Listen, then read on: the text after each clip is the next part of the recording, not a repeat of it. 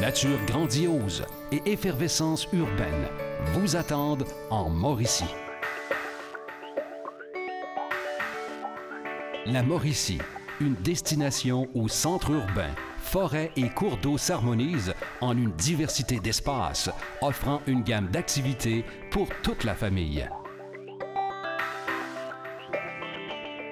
Que vous soyez amateur de plein air ou historien dans l'âme, vous vivrez des heures de plaisir en Mauricie. La région du Haut-Saint-Maurice a à offrir à ses touristes, c'est le grand air, les espaces, c'est notre marque de commerce. On sait que les gens ont besoin de grand air, ont besoin de calme, et c'est ce que l'on a. Donc, vous venez chez nous et vous avez quoi? Vous avez la paix, le calme. L'Association des pourvoiries de la Mauricie est un organisme à but non lucratif qui représente 57 pourvoiries de la région de la Mauricie. Les pourvoiries sont situées à partir de Saint-Alexis-des-Monts jusqu'au réservoir Gouin. Donc, on représente une très grande gamme de différents types d'hébergements, des auberges, des chalets, des bateaux maisons. On a différentes activités pour la famille ou pour les petits pêcheurs. On a un petit peu de tout pour tous les goûts finalement. Au Festival Oisillons de Saint-Tite, cette année, on prépare notre 42e édition. Le festival a pris une belle ampleur au cours des dernières années. C'est parti d'une belle réussite locale et régionale. La 40e anniversaire qui a eu lieu il y a 2 ans a fait en sorte de donner une belle ampleur, une belle vitrine à Saint-Tite, à la Mauricie et aussi à l'ensemble du Québec, entre autres avec la venue de Kenny Rogers. Chez nous, c'est 50 millions de retombées économiques, mais on veut que ce soit encore plus pour que la Mauricie puisse bien profiter de cette manne d'argent-là pour faire en sorte qu'on puisse nous se faire connaître à l'extérieur, tant en tant que festival qu'en tant que région également. La ville de Shawinigan, aujourd'hui, est bien organisée pour accueillir du tourisme chez nous. Nous avons de nombreux hôtels, motels, bed and breakfast. Alors, les gens qui viendront chez nous n'ont pas à se soucier qu'il va manquer d'hébergement. L'hébergement est là. Et également les attraits. Nous avons la promenade du Saint-Maurice avec la rivière qui est à nos portes. Une rivière dans notre ville, tout près de la Cité de l'Énergie, d'où est notre fosse du développement récréo-touristique.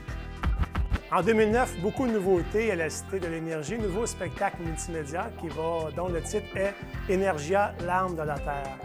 On y parle de l'énergie qu'on retrouve dans la nature à la tapeuse. C'est le feu, c'est l'eau, l'air, le vent. Et par la suite, on entre dans une salle d'exposition qui va s'appeler « Les âges de l'énergie », où on raconte à travers le temps comment l'homme, l'être humain, a maîtrisé l'énergie. Donc, une exposition très vivante.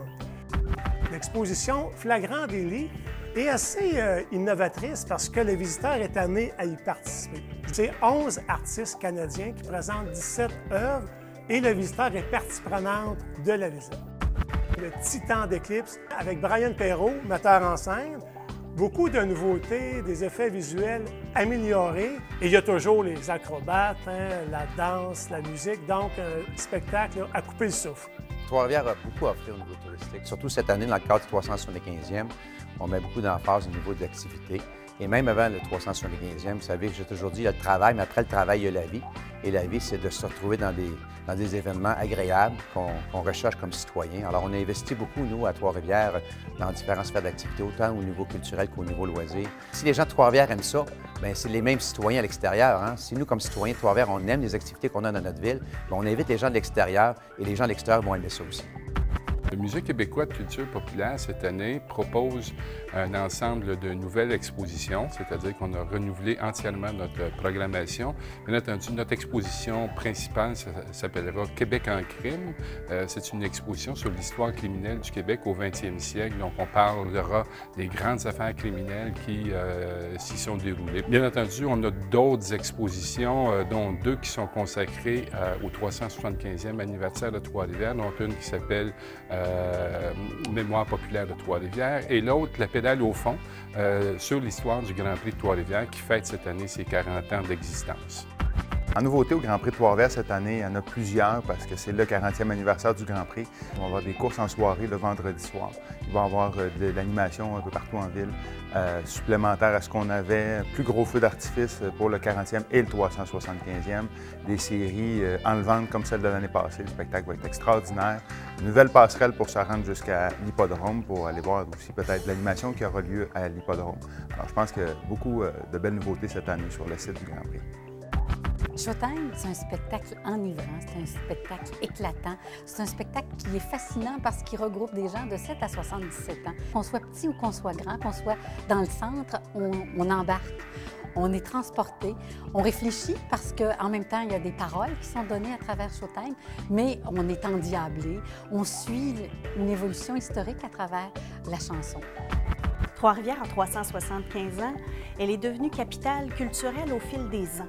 Trois-Rivières, c'est un concentré, c'est une petite ville concentrée, vibrante, d'un paquet de produits, de l'art, de sa culture, de ses bistrots, de ses gens. Et d'où est arrivée l'image très Trois-Rivières. Et on a voulu faire un très clin d'œil à tout le Québec pour vous dire comment on est très Trois-Rivières.